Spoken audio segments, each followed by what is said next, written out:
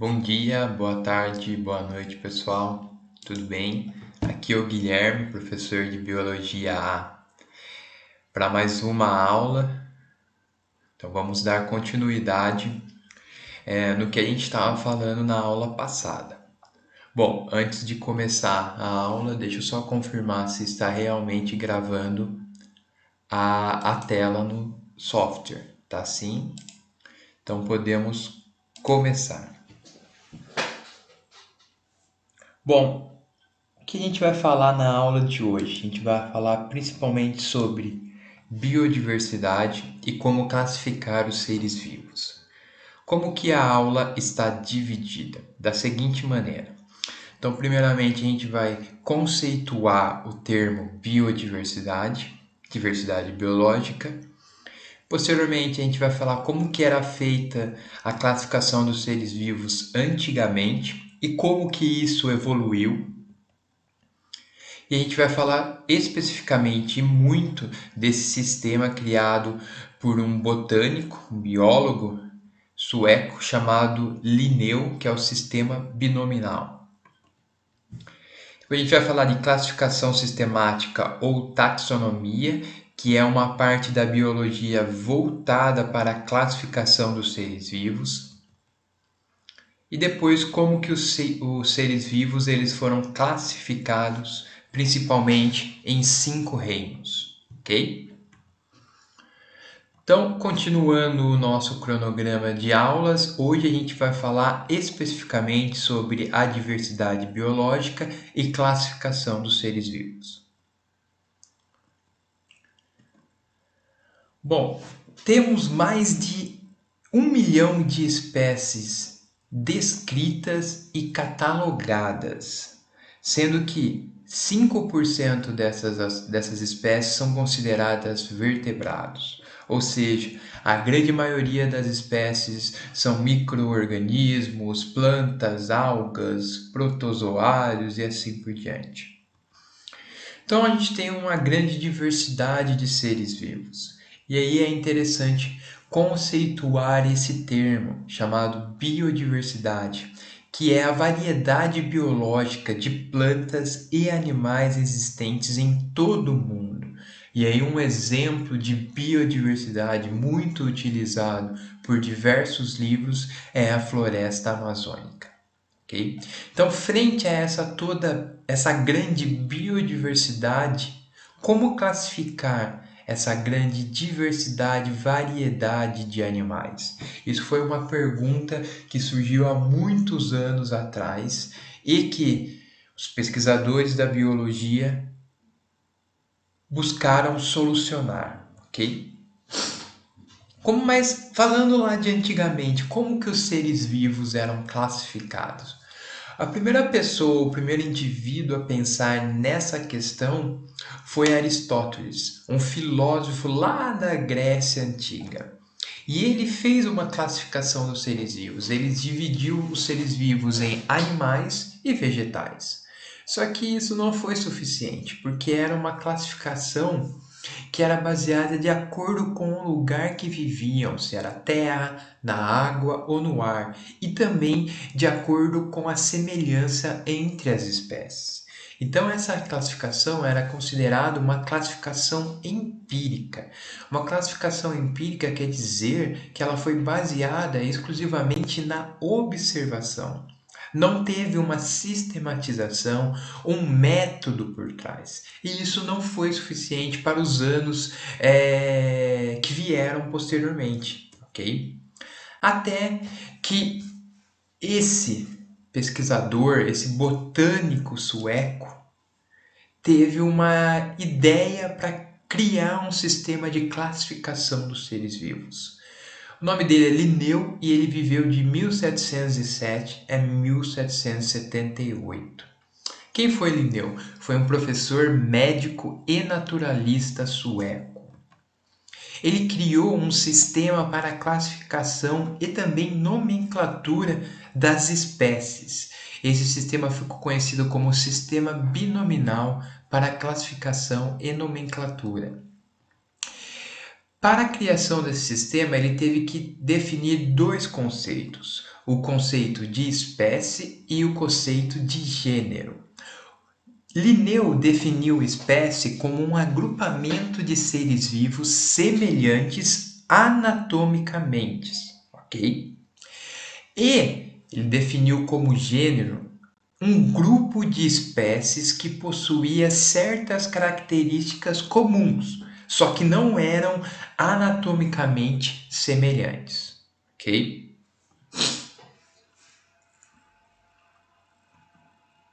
Então aqui temos, por exemplo, uma sombra de dois cachorros.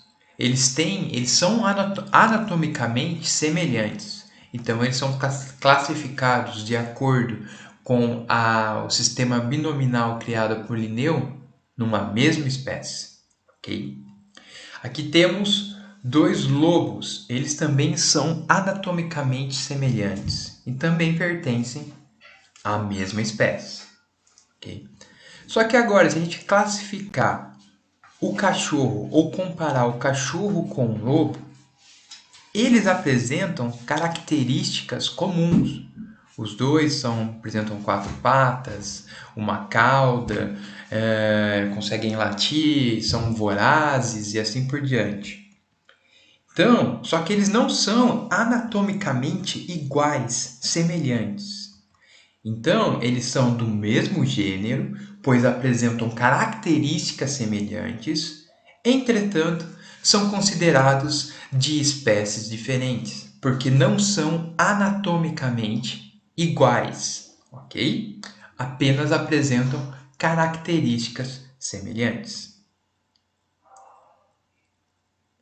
Além disso, Linneu também criou um sistema para a nomenclatura dos seres vivos, ou seja, para dar um nome a cada ser vivo, um nome científico.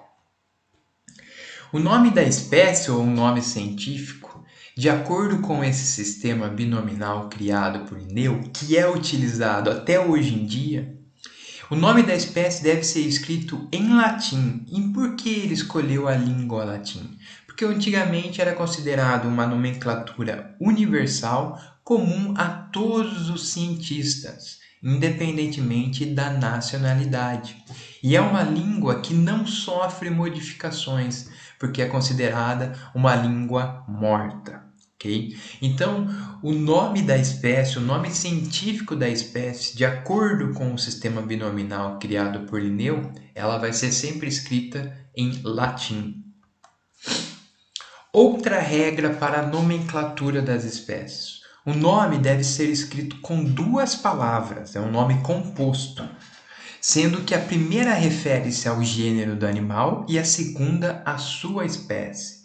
Então, o nome da espécie ou o nome científico da espécie será um nome composto por duas palavras, sendo que a primeira vai se referir ao gênero do animal e a segunda à sua espécie. Outras regras. O gênero deverá ser escrito com a inicial maiúscula e a espécie com a inicial minúscula. Então, isso é uma regra, independente se inicia a frase ou não. O primeiro nome que se refere ao gênero, ele deve ser escrito com a inicial maiúscula. E, posteriormente, o segundo nome, sempre com a inicial minúscula.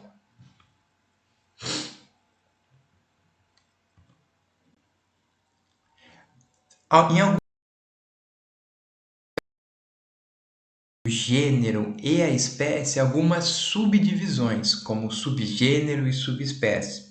Aí vai alterar, vai ter algumas regras a mais que a gente vai ver nos próximos slides. Outra regra importante do sistema binominal é que o nome científico ou o nome da espécie, tanto do gênero como da espécie, deve ser escrito de modo a se destacar do texto. Então, se for um texto manuscrito, ou seja, escrito por você à mão, o nome da espécie, o nome científico da espécie, ele deve ser sublinhado, como por exemplo, canis familiares, que é o nome da espécie do cão doméstico, ok? E se esse nome dessa espécie, esse nome científico foi utilizado em um texto que, pela imprensa, um texto digitado, ele deve ser obrigatoriamente colocado em itálico, como por exemplo aqui Canis lupus, que se refere ao nome científico, ao nome da espécie lobo. Como eu disse anteriormente, às vezes você quer colocar também, além do gênero e da espécie, subdivisões das categorias, como por exemplo, subespécie e subgênero. No caso, quando você quer também falar a subespécie do ser vivo, você tem algumas regras específicas. Então, o nome da subespécie deve vir depois do nome da espécie em letra minúscula. Então, como por exemplo, aqui tem Crotalus terrificus duriçus, que é a cascavel da América Central. Então, aqui a gente adicionou a subespécie. Nesse caso, a subespécie deve vir depois do nome da espécie, também com a letra inicial em minúscula. Então, aqui temos Crotalus, que é referente ao gênero do animal, com a letra inicial maiúscula, Terrificus, que é referente à espécie do animal, com a letra inicial minúscula, e Duriçus, que se refere à subespécie do animal, também com a inicial minúscula, ok? Ah, mas agora quando eu quero inserir o subgênero, como que eu devo fazer? Então, o nome científico do subgênero deve vir entre o nome do gênero e da espécie, e deve ser escrito entre parênteses e com a inicial maiúscula. Então, aqui como exemplo temos o Anopheles ninsuríntius darlindi, que é o nome dessa espécie de mosquito. Então, aqui nós temos o primeiro nome, que é referente ao gênero, com a letra inicial maiúscula. Depois, quando eu quero inserir o subgênero, eu vou abrir parêntese e colocar o nome do subgênero entre parênteses, com a letra inicial também em maiúscula, no caso aqui, Ninsuríntios. E por fim, vai vir a espécie com a letra inicial em minúscula, ok? Bom, mas tem algumas situações no que eu quero mencionar o autor que descreveu, fez a descoberta dessa espécie de ser vivo, micro-organismo e tudo mais. Nessa situação também temos algumas regras. Quando se deseja mencionar o autor e a data que descreve a espécie, ou seja, o autor que descreveu e a data no qual foi descrita a espécie, seu nome e data vêm depois da espécie. Então aqui temos um protozoário causador de uma doença chamada Trypanosoma cruzi, de uma doença chamada doença de Chagas, perdão. O nome do protozoário é Trypanosoma cruzi, então vem o gênero com a letra inicial maiúscula, Trypanosoma, e depois o nome da espécie com a letra inicial em minúscula. O nome do autor que descreveu essa espécie, no caso Chagas, e o ano que foi, vírgula, o ano em que foi descrita essa espécie, 1909. Lembrando que quem descreveu o protozoário Trypanosoma cruzi, causador da doença de Chagas, foi esse pesquisador brasileiro conhecido como Carlos Chagas, que viveu de 1879 a 1934. Um pesquisador conhecido mundialmente, a nível mundial, e de extrema importância porque descobriu esse protozoário, o Trypanosoma cruzi, que causa uma doença chamada doença de Chagas, que também recebeu o nome do pesquisador, ok? Então vamos voltar aqui à nossa comparação. Então temos o cão e o lobo selvagem. O nome da espécie do cão doméstico, ou o nome científico do cão doméstico, é Canis familiaris. E o nome da espécie do lobo selvagem é Canis lupus. Então o que a gente consegue perceber? Que os dois seres vivos eles pertencem ao mesmo gênero. Entretanto, são de espécies diferentes. Por quê? Porque o primeiro nome se refere ao gênero, sempre com a letra inicial maiúscula. Então, como eles apresentam certas características em comum, eles são classificados no mesmo gênero. Entretanto, eles não são anatomicamente semelhantes, e é por isso que eles são de espécies diferentes. No caso, o cão, a espécie dele é familiaris, sempre com a letra inicial em minúscula, e no caso do lobo selvagem, a espécie dele é lupus, também sempre com a letra inicial em minúsculo. Ok? Além disso, Linneu foi responsável por criar outras subclassificações. Então, um grupo de espécie pode ser classificado em um gênero, um grupo de gênero pode ser classificado em uma família, um grupo de família pode ser classificado em uma ordem, um grupo de ordens dentro de uma classe e uma classe dentro de um filo, ok? E um filo dentro de um reino. Então, é essa a classificação, sendo que espécie é mais semelhante entre si e reino são indivíduos que são mais amplos, não são tão semelhantes entre si, só que apresentam algumas semelhanças. Então, reino as semelhanças são mais específicas, espécie, as semelhanças são mais próximas, específicas, e reino é uma classificação mais ampla, ok?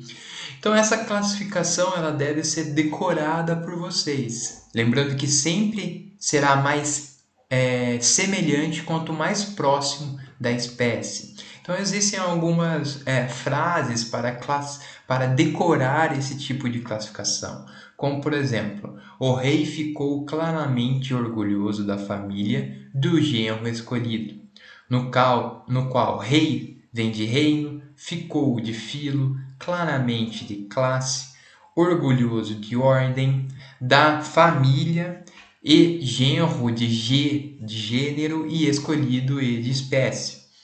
Raio forte caiu ontem fazendo grande estrago. Então, sempre com as iniciais para você lembrar da classificação, da ordem da classificação dos seres vivos. R de raio vem de reino, forte, F, filo, C, caiu, classe, ontem, O, ordem, fazendo, F, família, grande, G, gênero, estrago, o E, de espécie. Ou se não, você pode lembrar da palavra reficofage. Então, reino, filo, classe, ordem, família, gênero e espécie. Isso é muito utilizado pelos alunos, sempre lembrar dessa palavra reficofage para lembrar da ordem da classificação das espécies, ok? Então aqui temos exemplos da classificação de alguns animais, de alguns seres vivos.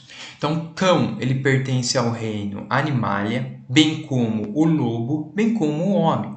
Esses três seres vivos também são classificados no filo Chordados, também estão classificados na classe Mamíferos.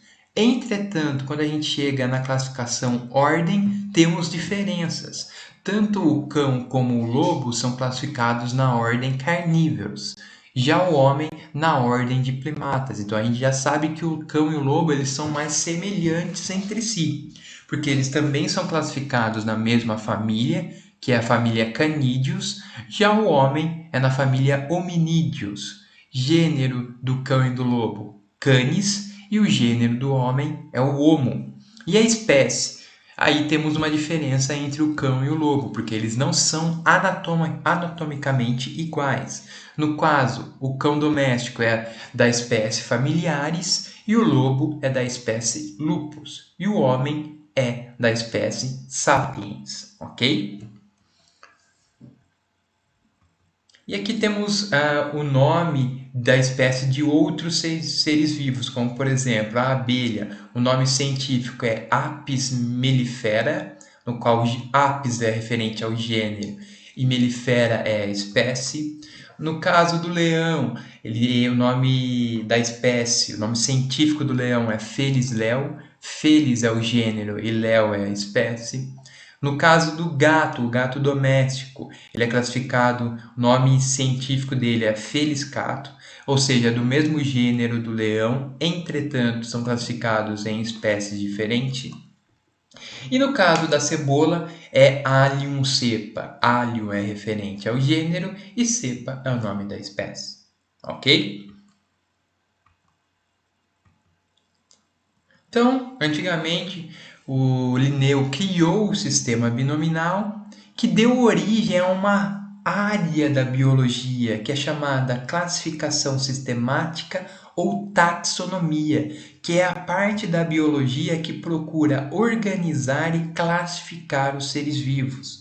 Essa palavra taxonomia também vem do latim, no qual tax significa ordem e nomia método. Então é um método para ordenar, para classificar os seres vivos. E essa taxonomia se originou principalmente devido ao sistema binominal criado por Linneu há muito tempo atrás, ok? E lá, Linneu ele classificou a espécie como um agrupamento de seres vivos semelhantes anatomicamente. Entretanto, esse conceito de espécie sofreu diversas alterações na sua definição, principalmente devido aos estudos de Charles Darwin sobre a evolução das espécies. Então, depois dos estudos de Charles Darwin, o conceito de espécie ele mudou um pouco do que o Linneu classificou antigamente. Ele passou a ser: espécie designa um conjunto de seres semelhantes capazes de se cruzar entre si em condições naturais, produzindo os descendentes férteis. Então, o conceito elaborado por Linneu sofreu algumas alterações após os estudos de Charles Darwin, ok? Então, isso é muito importante de se saber. Então, antigamente, lá na Grécia Antiga, com os estudos do filósofo grego Aristóteles, de acordo com uma classificação empírica, ou seja, baseada apenas na observação e na aonde os animais viviam, na semelhança entre eles, os seres vivos eles foram classificados em animal e vegetal. Só que lá em 1969 teve um cientista americano chamado Robert Whittaker que ele redefiniu a classificação dos seres vivos. Ele classificou os seres vivos em 5 reinos: reino Monera, reino Protista, reino Fungi, reino Plantae e reino Animalia, no qual no reino Monera teremos principalmente as bactérias como principal representante. No reino protista, principalmente os protozoários e as algas. No reino fungi, teremos leveduras, mofos e também os cogumelos. No reino plantae ou plantae, teremos os vegetais e as plantas. E no reino animalia, teremos os animais, crustáceos, insetos, que são os artrópodes, teremos anelídeos, e até nós, seres humanos. Essa classificação por Robert Whittaker ocorreu principalmente com o avanço na tecnologia, com o desenvolvimento de microscópios cada vez mais específicos, mais capacitados para identificar micro-organismos, principalmente os microscópios eletrônicos, ok? O que permitiu identificar as bactérias, os diversos protozoários e até mesmo alguns tipos de fungos, ok? Entretanto, temos uma exceção de um micro-organismo que ele não está classificado em nenhum desses 5 reinos, que é o caso dos vírus. Eles têm uma classificação à parte, porque eles ainda não são considerados, existe um debate na biologia se eles podem ou não ser considerados seres vivos. Tem uma classificação específica para os vírus, que é a chamada classificação de Baltimore. A gente vai ver que existe retrovírus, adenovírus, adeno-associado, vírus de RNA, dupla fita de RNA positivo, vírus de dupla fita RNA negativo, e a gente vai entender um pouco mais sobre os vírus na aula específica sobre eles, ok? Então, por isso é só, pessoal. Eu espero que vocês tenham gostado. Eu vou disponibilizar a aula por um link no YouTube, bem como os slides em ponto PDF no grupo do Colmeia, no OneDrive do Colmeia. E eu também vou disponibilizar uma lista de exercícios, levando em consideração tanto a primeira aula como essa segunda aula, ok? Eu espero que todos vocês estejam bem, protegidos em suas casas e que a gente continue assim até que a gente consiga superar esse problema, essa pandemia do novo coronavírus. Ok, pessoal? Um abraço e até mais.